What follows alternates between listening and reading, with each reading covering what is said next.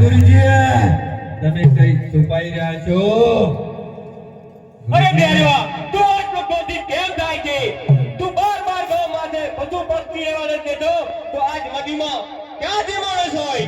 હે ગુરુજી અહીંયા મને માણસ બંધાય છે ગુરુજી. અરે મારા બેરવા તું મને ખાઈ જા પણ મારી નદીમાં કોઈ માણસ નથી. હે ગુરુજી અરે તો બેરવા તું આમ ના માને તો તારી જાતે મોઢુની તપાસ કરી લે.